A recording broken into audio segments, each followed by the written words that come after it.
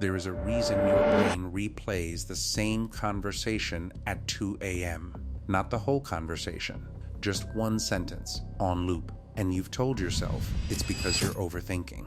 But that's not what's actually happening. Because tonight, I'm going to show you what your brain is really doing when it won't let something go. And by the end of this, you'll never hear the phrase, just stop overthinking the same way again. Let's call him Danish. Danish had a conversation with his manager on a Tuesday. Nothing dramatic. A comment. 4 words, maybe 5. And by that night, those 5 words had replayed in his head over 200 times. He couldn't sleep. He couldn't focus. He kept asking himself, why can't I let this go? Here's what nobody told Danish. His brain wasn't malfunctioning. It was doing exactly what it was built to do. Because the human brain doesn't file away unresolved moments. It stores them as open threads, unfinished business. And an unfinished thread doesn't fade, it gets louder. Psychologists have a name for this. It's called the Zeigarnik Effect, and it explains something far bigger than one sleepless night. It explains why you remember the fight you lost, not the 10 you won. Why you remember the person who left mid-sentence, not the 100 who stayed. Why one unanswered text can occupy more space in your mind than 100 answered ones. Your brain isn't obsessed with pain. It's obsessed with incompleteness. And that changes everything about how you've been treating yourself. Because if you've been calling yourself too sensitive or too much in your head, you've been diagnosing the wrong problem. You don't have an overthinking problem. You have an unfinished story problem. And here's where it gets uncomfortable. This is exactly why people who hurt you and never explain themselves stay in your head the longest. Not because you love them the most. Because they left the story open.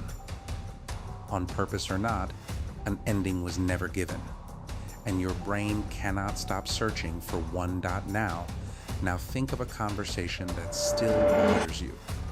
One name. One moment that still replays. Doubt that that moment isn't haunting you because it mattered more than everything else in your life. It's haunting you because it never got to finish. So here's the part that will actually change something tonight. You cannot always get closure from the other person. Some people will never give you the ending you're waiting for. Some people are not capable of it. Some are simply gone. But your brain doesn't actually need their ending. It needs an ending. Any ending. Written by someone. And if they won't write it, you can. Not by forcing a conversation that will never happen the way you want it to, but by finishing the sentence yourself. Out loud, in writing, in your own head, it doesn't matter. This is what happened. This is what I needed. This is what I'm choosing now. That single act closing the loop yourself is often enough to quiet a memory that's been running for months.